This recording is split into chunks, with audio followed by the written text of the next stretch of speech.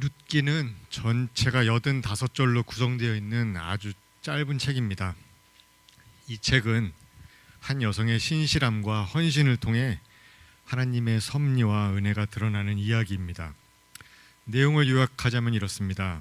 엘리멜렉과 나오미는 두 아들 말론과 기럐과 함께 기근을 피해 유다 베들레헴을 떠나 모압 땅으로 이주합니다. 엘리멜렉이 죽고 두 아들 말론과 기럐은 모압 여자 룻과 오르바와 결혼합니다. 그러나 10년 후 두 아들도 죽습니다.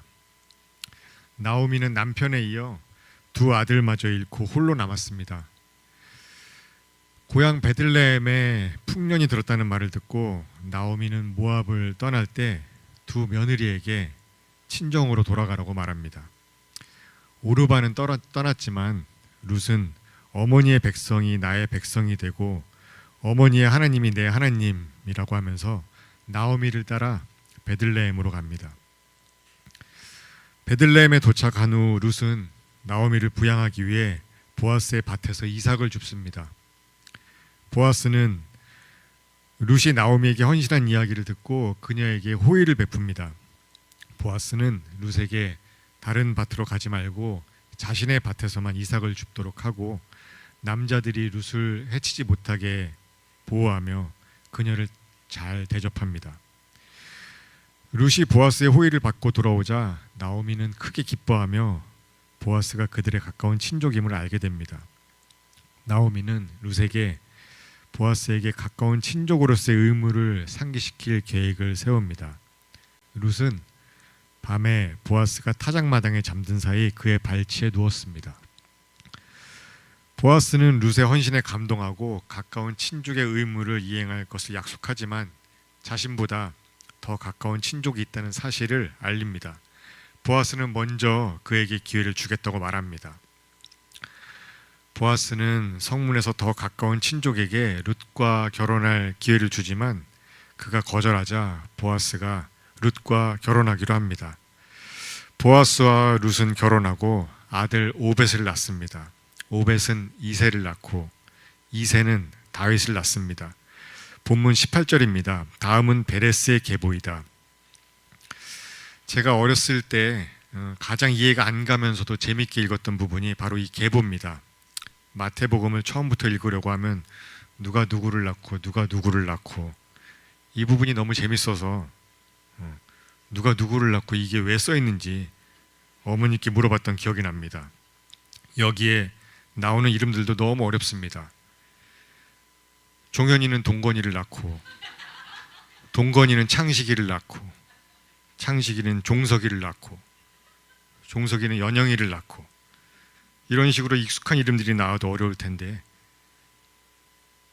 아삽은 여호사밧을 낳고 여호사밧은 요람을 낳고 요람은 우시엘을 낳고 마태복음 1장 8절입니다. 이름들이 너무 어렵습니다. 오늘 본문도 어려운 이름들로 계보, 족보를 말하고 있습니다. 한 가문의 계통과 혈통 관계를 기록한 책을 족보라고 합니다. 저희 박씨 집안은 족보가 없습니다. 6.25 한국전쟁 당시 불에 타서 없어졌다고 들었습니다. 진짜인지 거짓말인지는 확인할 길이 없습니다. 다만 고종 황제로부터 받은 문서 한 장이 남아 있습니다. 명절에 온 친척이 모일 때마다 우스갯소리로 이게 노비 문서인지 또는 환관 종신 계약 문서일지도 모른다며 아무도 해석을 안 합니다. 진짜로 저희 집안의 족보가 전쟁 중에 불에 타서 없어졌다면 안타까운 일이겠지만 불에 타서 없어졌다고 하면서 거짓으로 없앴다면 감추고 싶은 조상의 과거가 있기 때문일 것입니다.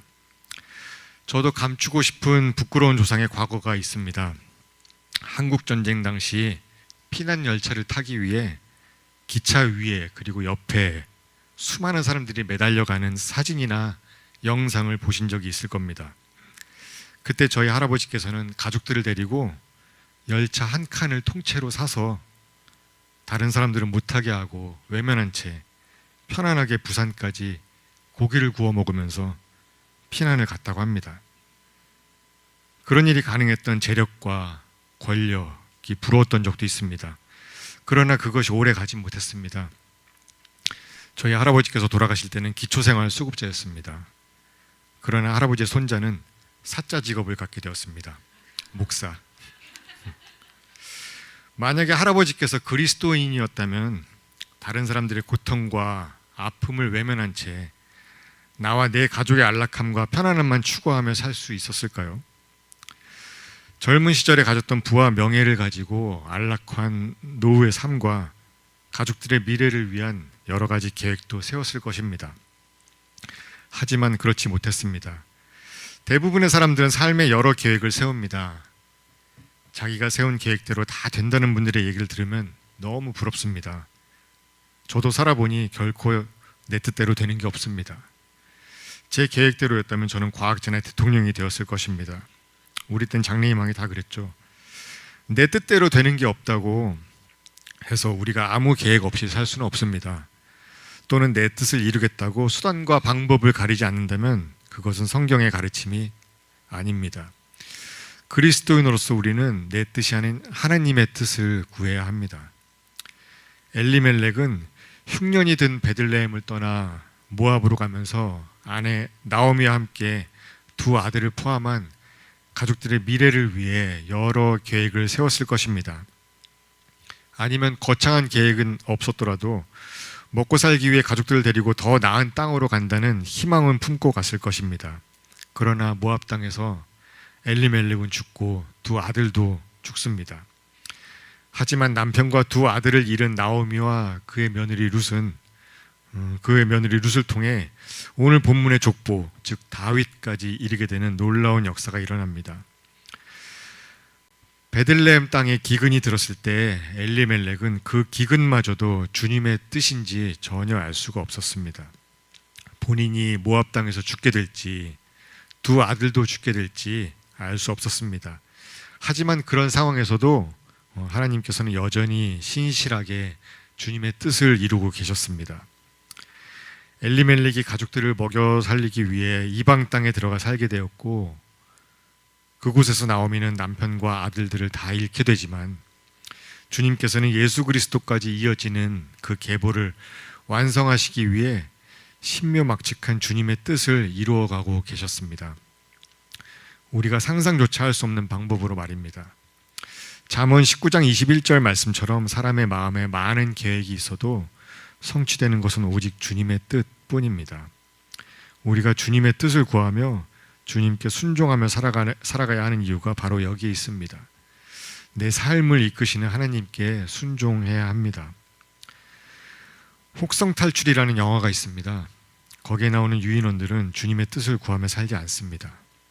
당연히 주님께 순종하는 삶을 살아가지도 않습니다. 사람보다 뛰어난 지능으로 묘사되는 영화 속의 유인원들은 주님을 전혀 모르고 살아갑니다. 오로지 자기와 자기들 집단의 이익을 위해 살아갑니다. 저희 집 강아지도 주님을 모르고 삽니다. 배고프면 먹고 졸리면 잡니다. 하나님의 뜻을 구하며 살지 않습니다. 그러나 하나님의 형상대로 지음받은 우리는 우리의 삶을 통해 하나님을 영화롭게 하고 하나님의 뜻을 구하며 하나님께 순종하며 살아가야 합니다. 남편과 아들을 잃는 슬픔, 시댁 식구들이 다 죽고 시어머니를 모시고 살아가는 처절함과 같은 삶의 힘든 순간들이 와도 어머니의 백성이 나의 백성이 되고 어머니의 하나님이 내 하나님이라고 고백하며 하나님께 순종하는 삶을 살았던 룻처럼 하나님을 나의 구주로 고백하고 예수님의 발자취를 따르며 성령님의 인도하심을 따라 우리의 삶을 하루하루 묵묵히 신실하게 살아간다면 우리를 통해 일하시는 하나님의 신묘막측한 은혜를 경험하게 될 것입니다. 아브라함의 아들 이삭의 아들 야곱에게는 12명의 아들이 있는데 그 중에 한 명이 유다입니다. 유다는 가나안 사람 수아의 딸과 결혼하여 세 아들 에르, 오난, 셀라를 낳았습니다. 유다는 큰아들 에르와 다말을 결혼시켰지만 에르가 하나님 보시기에 악한 행위를 했기 때문에 하나님께서 그를 죽이십니다. 관습에 따라 둘째 아들 오난과 다말이 결혼하여 형의 후손을 이어가야 하는데 오나는 형의 후손을 잇기 싫어해서 다말과의 동침 중에 씨를 흘림으로써 하나님께 죄를 짓고 하나님은 그도 죽이십니다. 유다는 셋째 아들 셀라도 죽을까 봐 두려워서 며느리 다말에게 셀라가 성장할 때까지 친정에서 기다리라고 합니다. 그러나 셀라가 성장해도 유다는 다말을 셀라에게 주지 않았습니다. 다말은 시아버지가 자기를 속였다고 생각하고 변장하여 창녀처럼 꾸미고 유다가 있는 길목에 나갑니다. 유다는 며느리 다말을 창녀로 착각하고 관계를 맺었는데요. 그 사이에서 태어난 아들이 오늘 본문 처음에 나오는 베레스입니다. 이렇게 태어난 베레스를 통해 오늘 본문인 룻기 마지막 절 다윗까지 연결되는 계보를 이루게 됩니다. 이 다윗의 계보는 더 나아가 우리가 알다시피 예수님까지 이르게 됩니다. 21절입니다. 살모는 보아스를 낳고, 오늘 본문 내용과 같은 계보를 증거하고 있는 마태복음 1장 5절을 보면 살모는 라합에게서 보아스를 낳고 라고 나옵니다. 라합이 누굽니까? 여리고 성에 살던 기생이었습니다. 이스라엘이 가나안 땅에 들어가기 전에 여호수아가 보낸 두 정탐꾼을 숨겨준 인물이 바로 라합입니다. 라합은 정탐꾼들에게 이스라엘의 하나님이 하늘과 땅의 주인이심을 고백하며 자신의 가족을 구원해달라고 요청합니다. 정탐꾼들은 라합에게 붉은 줄을 창문에 매달아 놓으라며 그녀와 가족의 생명을 보장해 줍니다. 이스라엘 백성이 여리고성을 점령할 때 라합과 그녀의 가족은 붉은 줄 덕분에 구원을 받습니다. 그 후 라합은 이스라엘 백성 가운데 살게 되고 살몬과 라합은 결혼해서 보아스를 낳게 됩니다. 성경에 기록된 족보가 아닌 만약 이들이 자기들 집안의 가계도를 기록하기 위해 족보를 써야 했다면 창피해서 아마 전쟁 중에 불에 타서 없어졌다고 하며 없앴을 것입니다. 그러나 주님께서는 이들의 족보를 성경에 기록해 놓으셨습니다. 우리 아빠가 사실은 원래 우리 할아버지야. 엄마는 며느리였는데 그 할아버지가 지금 우리 아빠야. 유다와 다말 얘기입니다. 너희 아빠는 창녀랑 결혼해서 널 낳았어. 라합과 보아스 얘기입니다. 너희 엄마의 첫 번째 남편은 죽었고 두 번째 남편이 네 아빠야. 근데 지금 네 외할머니는 창녀였어. 룻과 오벳, 라합 얘기입니다. 들으면서도 계속 이름들이 헷갈리시죠? 우리의 가정사가 이렇다면 부끄럽고 창피해서 누가 과연 족보를 쓰겠습니까? 그러나 하나님께서는 한 가정의 일상생활, 아니 때로는 평범하지 않은 사건들의 진행과 함께 그 가운데 역사하시면서 하나님의 계획에 따라 우리의 삶을 인도하십니다. 이 계보와 인물들이 중요한 이유는 바로 우리를 구원하시기 위해 이 땅에 오신 예수 그리스도까지 이어지기 때문입니다. 순수한 왕족 혈통, 귀족 혈통이 아닌 모압 지방에 살던 이방 여인 룻마저도 예수 그리스도의 족보까지 이르게 되고 그녀의 이름은 성경에 기록되는 놀라운 역사가 되었음을 우리는 보고 있습니다. 룻은 처음 결혼한 남편이 죽었습니다. 그래서 그녀가 앞으로의 삶을 위해 어떤 계획을 세웠는지 성경에 나오지 않습니다. 룻은 남편이 죽은 후에도 시어머니 나오미에게 신실하게 헌신합니다. 어머니의 백성이 나의 백성이 되고 어머니의 하나님이 내 하나님이 되실 것이라고 말하면서 자신의 미래를 나오미와 함께하기로 결심합니다. 룻은 이방인이었음에도 불구하고 나오미가 믿는 그 하나님을 자신의 하나님으로 받아들였고 하나님의 인도하심에 순종합니다. 그녀는 보아스의 밭에서 이삭을 줍는 겸손한 일을 하면서도 하나님의 보호하심과 인도하심을 신뢰했습니다. 하나님의 어떤 계획이 있는지도 모를 때, 하나님의 계획을 이해하지 못할 때에도 주님께 신뢰하고 순종하는 믿음이 얼마나 중요한 것인지 우리는 룻기에 기록된 룻의 삶을 통해 알 수 있습니다. 룻기에는 하나님께서 직접 말씀하시는 내용이 나오지 않습니다. 선지자들을 통해 말씀하시는 것도 나오지 않습니다. 하지만 하나님에 대한 얘기는 많이 나오고 있습니다. 룻기 총 85절 중 23절에서 하나님에 대해 언급하고 있습니다. 등장인물들이 주고받는 대화 속에서 하나님의 이름이 끊임없이 언급되고 있는 것입니다. 룻의 주변 인물들은 끊임없이 하나님의 역사와 축복을 찬양하고 있지만 정작 하나님께서는 주인공 룻에게 침묵하고 계십니다. 그러나 한 가지 확실한 것은 하나님께서 침묵하시는 것처럼 보이지만 룻이 보거나 의식할 수 없는 곳, 룻의 삶의 뒤편에서 주님께서는 모든 것을 간섭하시고 조정해 나가고 계셨습니다. 우리의 삶도 마찬가지입니다. 저는 주님의 음성을 듣는다는 분들이 제일 부럽습니다. 저는 거의 들어본 적이 없습니다. 그러나 침묵하시는 것처럼 보이는 하나님께서는 우리와 언제나 함께하고 계십니다. 믿음을 지키며 사는 게 가장 쉬울 때가 언제입니까? 기도하는 대로 전부 이루어질 때죠. 그럴 땐 기도하기도 쉽고 믿음 생활을 유지하기도 쉽습니다. 내가 기도하는 대로 모든 게 다 응답받고 모든 일이 다 잘 되는데 뭐가 어렵겠습니까? 하나님의 능력이 끊임없이 내 앞에 나타나고 내가 직접 경험하는데 무엇 때문에 그분의 신실함을 의심하겠습니까? 우리의 삶이 이런 일들로 가득하다면 믿음이 연약한 사람들도 신앙생활을 얼마든지 지속할 수 있을 것입니다.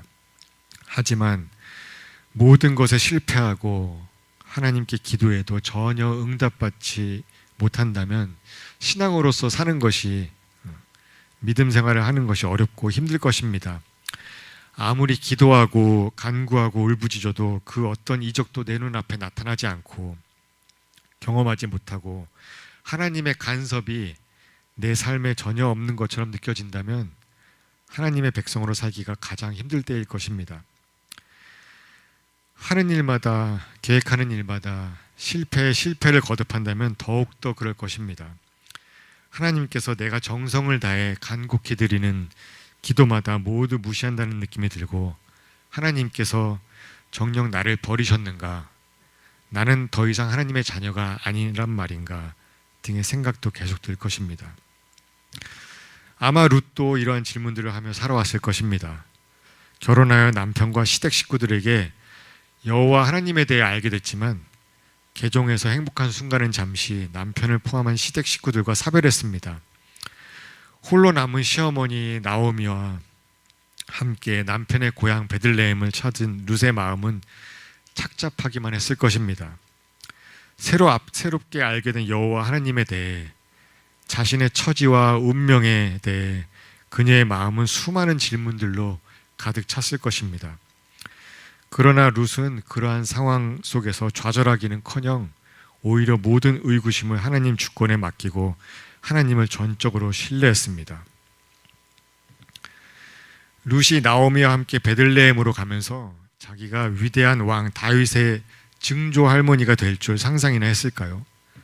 더 나아가 인류의 메시아로 오실 예수 그리스도의 조상이 되어 영원토록 성경에 기록되는 이름뿐만 아니라 본인의 이름을 딴 룻기가 기록되리라고 상상도 못했을 것입니다. 룻은 하루하루 매일매일을 최선을 다해 자신에게 주어진 현실을 진실되게 열심히 주님 앞에서 살아갈 뿐이었습니다. 우리는 결코 멈추지 않는 주의 일하심을 믿으며 우리를 향한 하나님의 계획을 신뢰해야 합니다. 주님께서는 오늘 드렸던 찬양의 가사처럼 새 길을 만드시는 분, 큰 기적을 만드시는 분, 그는 우리 하나님이십니다. 약속을 지키시고 어둠 속을 밝히시는 빛, 그는 우리 하나님이십니다.